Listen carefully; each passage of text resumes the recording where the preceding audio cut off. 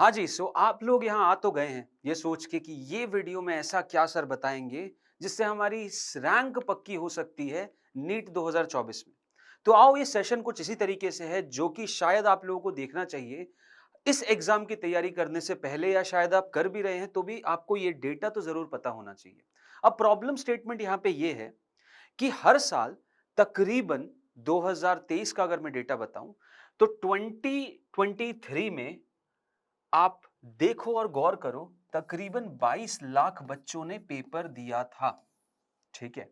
जिसमें से around 70-80,000 qualified students निकले। मतलब मान लेते हैं चलो 1 लाख यहाँ पे बच्चे आपकी क्वालिफाई करते हैं। 1 लाख बच्चे यहाँ पे क्वालिफाई करते हैं, ठीक है? ये क्वालिफाइड हैं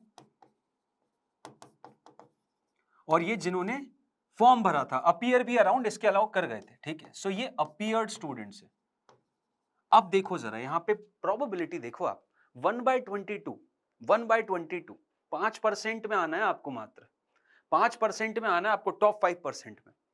अब प्रॉब्लम स्टेटमेंट ये नहीं है, प्रॉब्लम स्टेटमेंट ये है कि सर 22 लाख बच्चे अगर फॉर्म भर रहे हैं तो सही बात है, सब नहीं पढ़ते होंगे उतना, लेकिन 1/3 जनता तो पढ़ती होगी ना।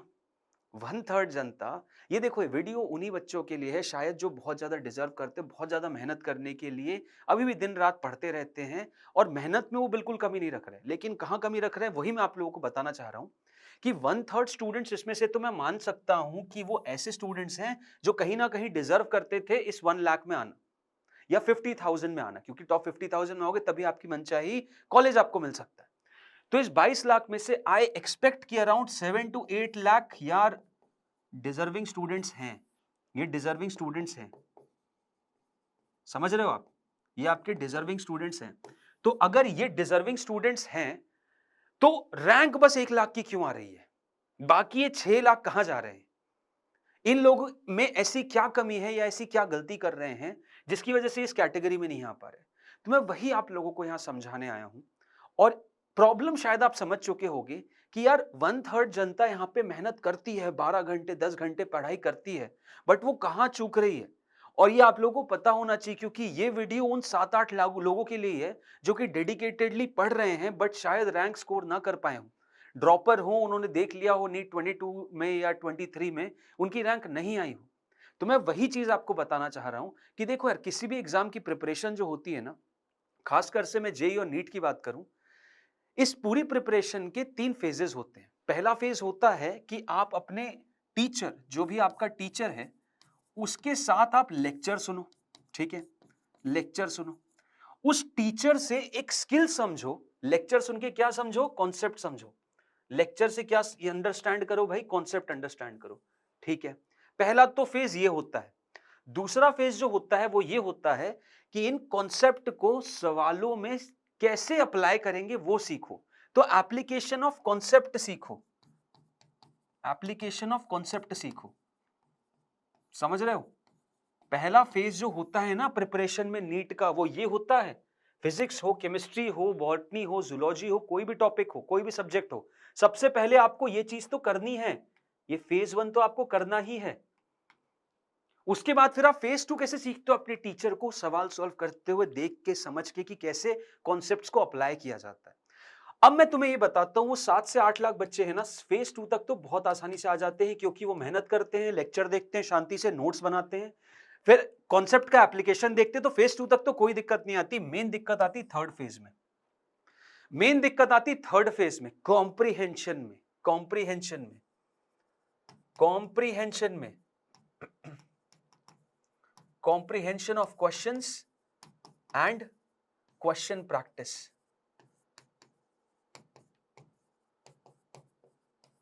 ये होता है सबसे ज्यादा इंपॉर्टेंट फेज। ये होता है सबसे ज्यादा इंपॉर्टेंट फेज और यहीं पे हर स्टूडेंट गलती करता है। वो ये दोनों कर लेता है, टीचर के नोट्स देख लेता है, अप्लाई भी करना सीख जाता है, लेकिन एक चीज में हमेशा चूक जाता है कि उसे समझ नहीं आता उसे इस टॉपिक के सबसे ज्यादा सवाल करने चाहिए कि नहीं करने चाहिए। उसका अगर एक टॉपिक वीक है तो क्या उस वीक टॉपिक से सवाल करने चाहिए, क्योंकि उसे शायद मिल नहीं पाते। और वो रैंडमनेस में कुछ भी करता रहता है और ये स्ट्रैटेजिकली नहीं कर पाता। उसे ये नहीं पता ही चल पाता कि मेरा ये पोर्शन वीक है और मैं इसे कैसे स्ट्रॉन्ग करूं।